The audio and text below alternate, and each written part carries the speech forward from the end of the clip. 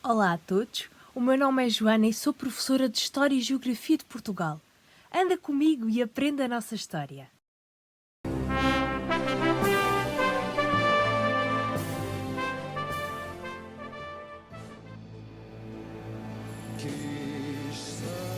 Se bem te lembras da última aula, Portugal vivia uma ditadura, o Estado Novo.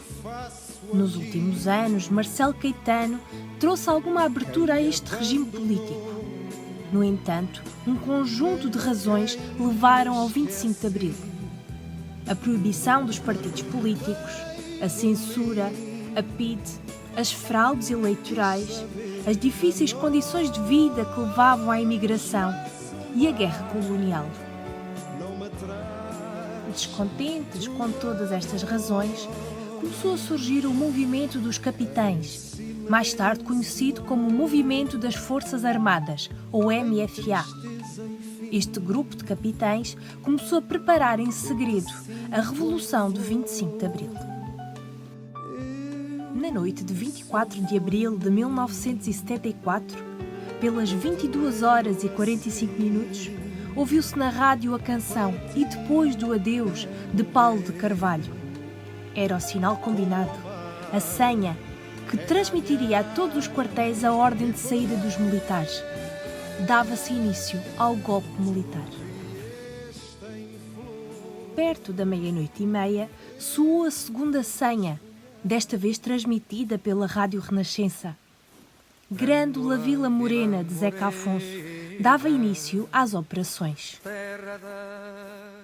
As tropas saíram à rua e tomaram pontos fundamentais da capital. O comando da região militar de Lisboa, a Rádio Marconi, a emissora nacional e o Rádio Clube Português. A operação militar estava a ser um êxito. Marcelo Caetano e alguns ministros refugiaram-se no quartel da GNR no Largo do Carmo. Por essa altura, já muita população acompanhava os militares, dando-lhes apoio. As tropas, lideradas pelo capitão Salgueiro Maia e apoiadas por um grande número de populares, cercaram o quartel do Carmo. O governo acabou por se render depois de algumas negociações. Marcelo Caetano e Américo Tomás foram exilados. O caráter não violento e a forte adesão popular caracterizaram esta revolução. Cravos vermelhos foram distribuídos aos militares vitoriosos pelos populares, tornando-se esse um dos símbolos do 25 de Abril. Esta revolução ficou então conhecida como a Revolução dos Cravos. O movimento das Forças Armadas entregou o poder à Junta da Salvação Nacional, liderada pelo general António de Spínola, com o objetivo de reorganizar o país. Dando cumprimento ao programa do MFA, os presos políticos foram libertados. Foi extinta a Direção-Geral de Segurança, a antiga PIDE. Terminou a Mocidade Portuguesa e a Legião Portuguesa. Foi reconhecida a liberdade de expressão e abolida a censura. E começou a discutir-se o problema da guerra colonial. Com a democratização do país, os trabalhadores começaram a organizar-se por sindicatos. Esses sindicatos exigiam melhores condições de trabalho, aumentos salariais, 40 horas de trabalho semanais, o pagamento do 13º mês, entre outras reivindicações.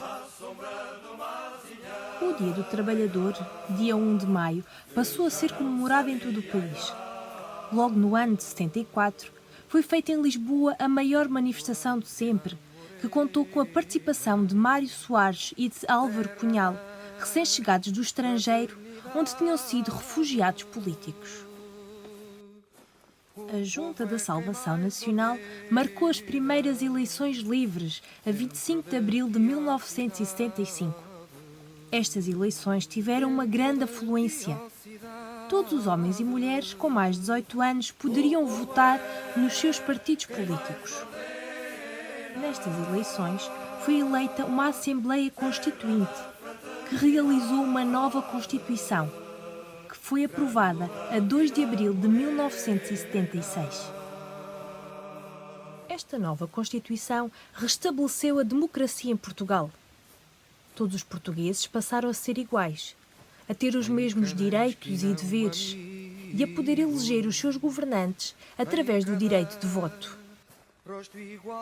A Constituição de 1976 garantiu a todos os portugueses liberdades e direitos fundamentais. A liberdade de expressão, a liberdade de reunião e de associação, as liberdades sindicais, o direito ao trabalho e à educação. Um dos objetivos do movimento das Forças Armadas era resolver o problema da guerra colonial. Assim sendo, em julho de 1974, reconheceu a independência às colónias portuguesas. Seguiu-se um período de negociações, do qual nasceram 5 novos países: Guiné, Cabo Verde, Angola, Moçambique e São Tomé e Príncipe.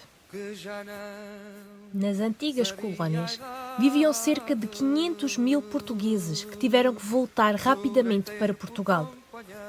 Esses portugueses ficaram conhecidos como retornados e deixaram para trás toda uma vida, passando a enfrentar muitas dificuldades. Na Ásia, ainda se encontravam 2 colónias portuguesas, Macau e Timor. Estas colónias foram casos especiais. Em 1987, foi realizado um acordo entre Portugal e a China. Segundo esse acordo, Macau ficaria sob administração portuguesa até 1999.